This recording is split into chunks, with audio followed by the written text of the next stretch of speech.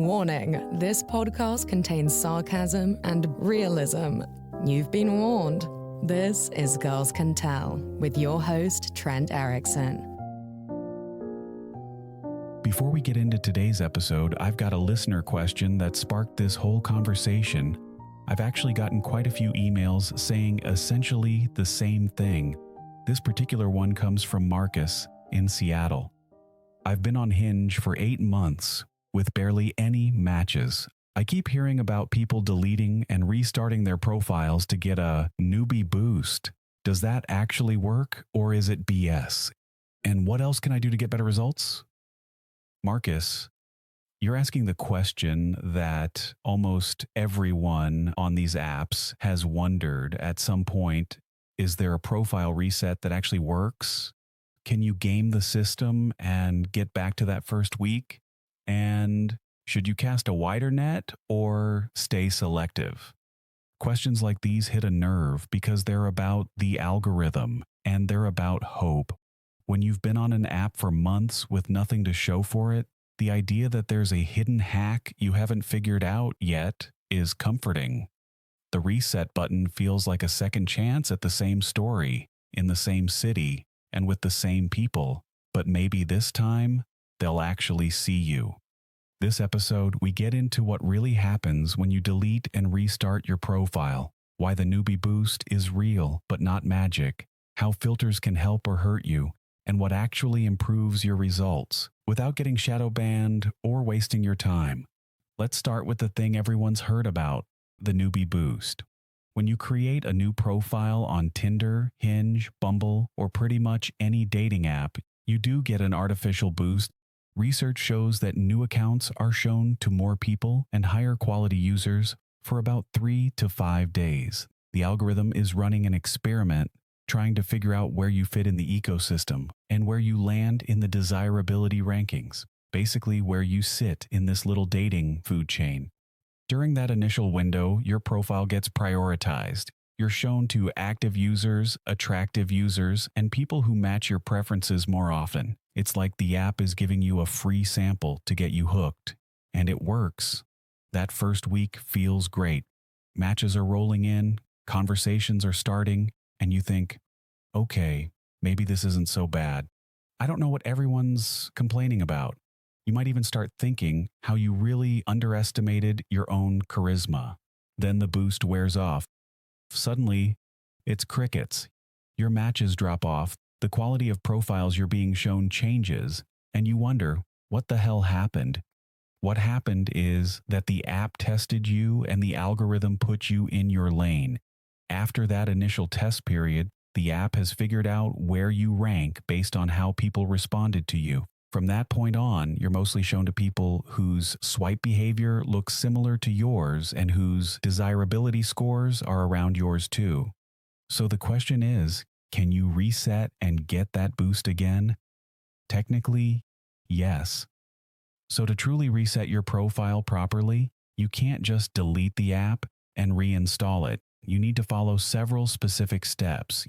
You have to delete your account completely, delete the app itself, and wait at least 36 to 48 hours before reinstalling or coming back. If you really want to play it safe, wait 3 months, which is when apps like Tinder delete all your user data per their terms and conditions, with others keeping your data up to 2 years. To maximize the chance of being treated like a new user, you'll often need to use a new email or phone number because the apps track that information. If you follow all of those steps, you can theoretically get the newbie boost again, but it falls apart because the apps know about this trick. Thanks to AI, they're getting better at detecting people trying to game the system.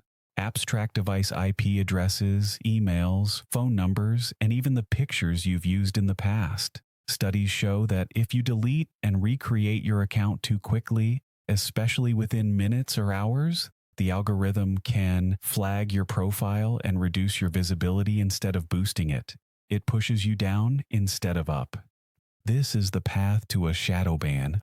A shadow ban is when the app drastically reduces your profile's visibility without telling you. You can still see other people, but they can't see you.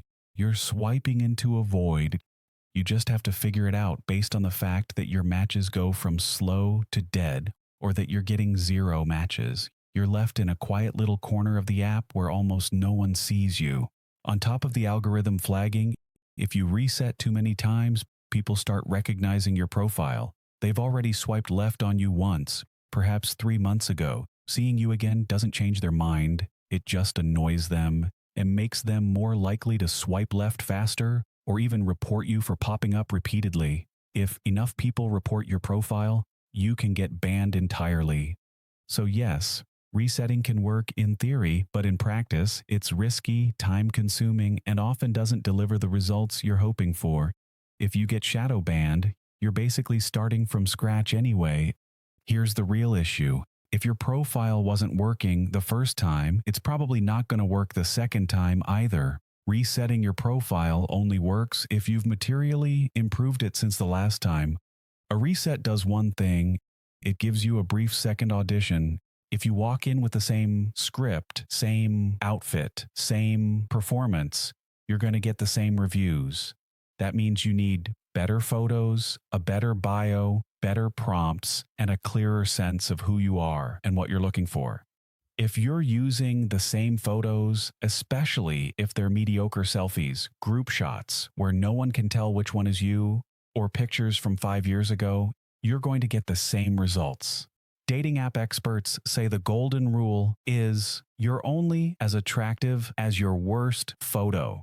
If you've got 5 solid pictures and 1 bad one, the bad one is doing more damage than the good ones are doing good, causing people to swipe left. Consider the bad profile version: 3 car selfies, 1 blurry group shot from 2016, and a bio that says, "Just ask," or "I love to laugh." That profile is just giving the app a front row seat to the same problem. The better profile version includes a clear headshot, a full body photo that actually looks like you now, 1 picture where you're doing something you genuinely enjoy, and prompts that sound like a person with a pulse.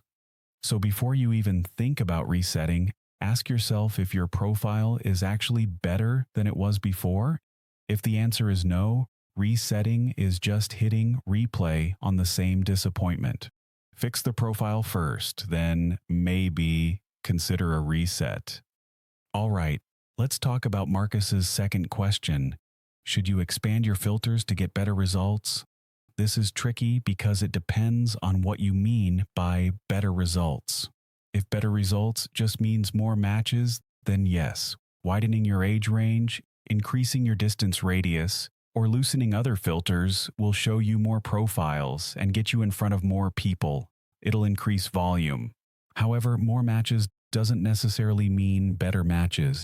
Dating apps have made us hyper-focused on things that might not matter as much as we think they do. Filters create an illusion of precision, must be at least this tall, or only this age range. While it's fine to have preferences, filters can cut out huge numbers of people you might have clicked with in real life because you never even see them. Height is a great example. One study found that a partner's height matters more strongly to straight women than to men, and shorter men are statistically at a disadvantage on dating apps. Height becomes more important on apps because the apps make it filterable. If you met someone in person and had chemistry, you probably wouldn't care if they were an inch or 2 shorter than your preference. But on an app, they got filtered out before you ever saw them. Expanding your filters a bit can show you people you would have filtered out unnecessarily and put your own profile in front of more people.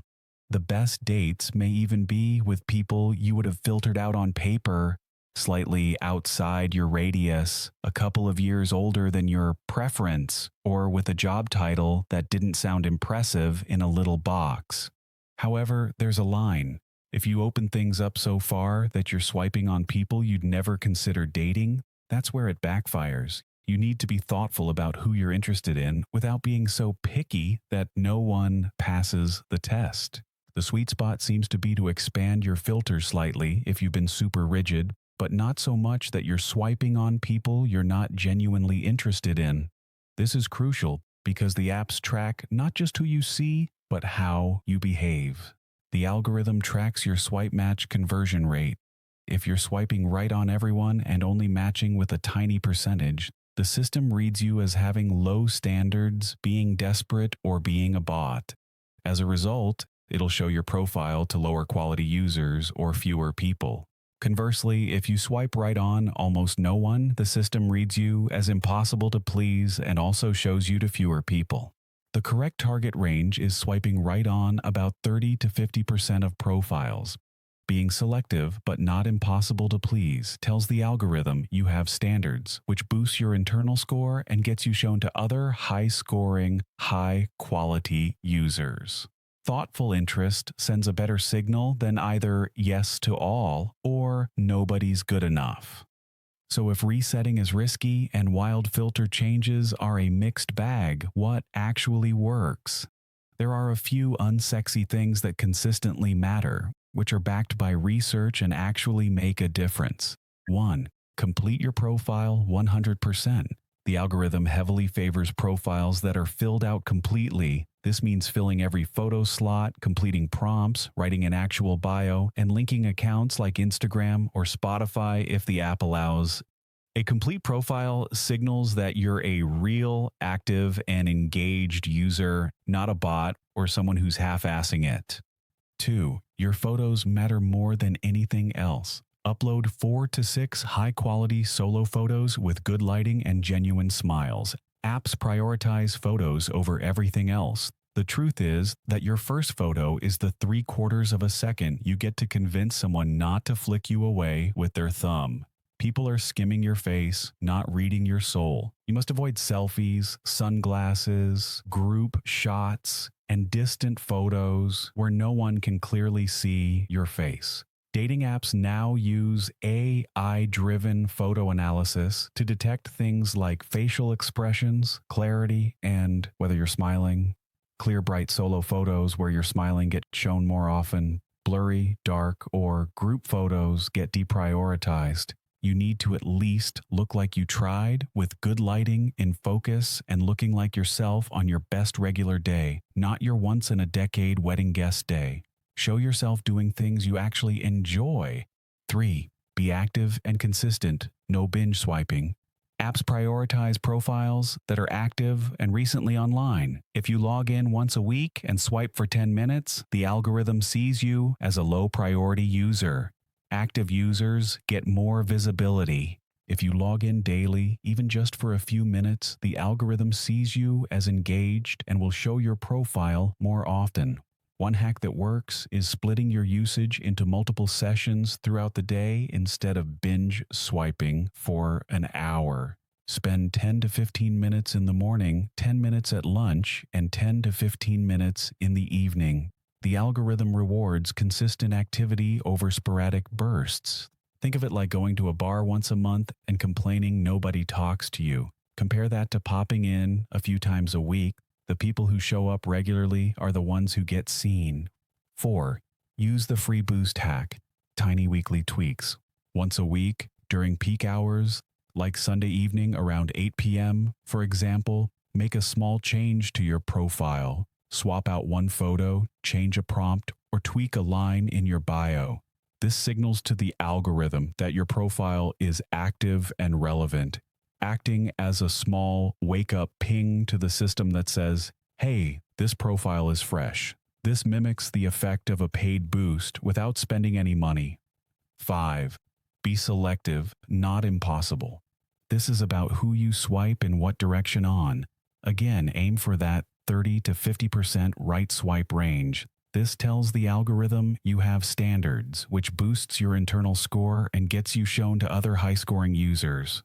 None of this is as exciting as a secret reset hack, but it's the stuff the system actually responds to. Let me tell you a quick story about how easy it is to get banned and how hard it is to come back from it afterwards. I got banned from Hinge, not shadow banned, fully banned, account deleted, gone. And you want to know what I did to deserve it? I matched with someone who mentioned in her bio 3 separate times how funny she was, looking for someone who can keep up with how hilarious I am. My friends say I'm the funniest person they've ever known. And if you don't appreciate someone funnier than you, swipe left 3 times. So when we started messaging and she was, well, definitely not funny, I said, "You realize people who say they're funny are statistically the most unfunny people, right?" And mentioned that maybe her friends were so lame that by comparison, you actually were the funniest person they'd ever known. Not my finest moment, I'll admit, but I actually was being funny, and that's not exactly a bannable for life offense. Well, she didn't take it well. She sent me a string of messages peppered with FUs, "You're an assholes," the whole thing, way over the top. I didn't respond, I just moved on. The next day, banned. No warning, no discussion, no explanation, just a message saying my account had been removed for violating community guidelines with no additional information to give you a clue as to what specific guideline they're talking about. And the thing is, there's not a single thing you can do about it. Basically, there's a joke of an appeals process, no customer service rep you can talk to, no email that gets you anywhere. You're just done forever. Now, there is a way to get back on Hinge after a ban, but it's an extremely long process, and you have to do it in a very particular order. If even one of the many steps isn't done precisely, it'll reban you immediately. And no, don't DM me asking how to do it. I'm not going to tell you. Just don't let it happen to you in the first place, and you won't need to know. But here's the satisfying part.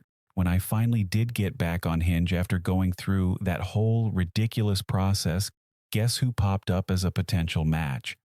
Her. The woman who got me banned in the first place was right there in my feed. So I reported her to Hinge, and hopefully she got what she deserved. Enforcement on dating apps isn't neutral. The same behavior doesn't carry the same risk for everyone, especially if you're a woman. These platforms don't moderate based on fairness. They moderate based on who they can afford to lose. So if you're thinking about resetting your account multiple times, pushing the boundaries of what's allowed, or saying something snarky to someone who's annoying you, just know that banning is real, it's fast, and there's no court of appeals. One more thing to remember, shadow bans are real. You can end up effectively invisible on an app if you keep deleting and recreating accounts rapidly, get reported by multiple users for spam or inappropriate behavior, use autoswipe tools or sketchy third-party services, or violate terms of service. The app won't tell you you're shadow banned, you just notice that your matches go from slow to dead. If you're going to reset, do it sparingly. Wait at least a couple of days, 36 to 48 hours. Make sure your new profile is significantly better than the last. And if things go completely silent for weeks, despite having a strong profile and realistic filters, it might be time to try a different app entirely rather than nuking the same one over and over. The reset button feels like a shortcut that gets you thinking, if I just start over, it'll feel like that first week again. But the truth is, the apps want to keep you on them, not to help you get off them. The newbie boost exists to hook you. The algorithm adjusts to keep you engaged just enough that you don't delete the app entirely, but frustrated enough that you consider paying for premium features. The system itself is breadcrumbing you to keep you in the loop, just happy enough not to quit, just frustrated enough to keep swiping and maybe pay. The reason the reset button is so seductive is because it promises a fresh start without requiring any real change. You don't have to rethink what you want or admit you might be burned out. You just hit delete and pray the app will treat you better this time. So before you spend time and energy resetting, ask yourself honestly, is the problem the app or is it my approach? Have I actually improved what I'm putting out there? Am I using this thing intentionally or just letting it chew up my time and self-esteem? The most radical thing you can do sometimes is resetting how much power you let it have over your mood, your self-worth, and your schedule. The reset that usually matters most is your expectations and your strategy. So, Marcus, does deleting and restarting your profile work? Sometimes. But it's risky, time-consuming, and only works if you've actually improved your profile since the last time. It's not magic. Should you expand your filters? Maybe slightly, but don't cast such a wide net that you're swiping on people you're not actually interested in. What really makes a difference is better photos, a complete profile, consistent activity, and being selective without treating everyone like they're on trial. The apps aren't on your side. They have no interest in you finding love. But if you're going to play the game, you might as well have the other team's playbook. If you've got a question about dating apps, relationships, or anything else, send it to girlscantellpodcast@gmail.com or DM me on Instagram. And if you like what you hear, tell someone about the show, or don't. I don't care. But Holly needs a new winter coat, so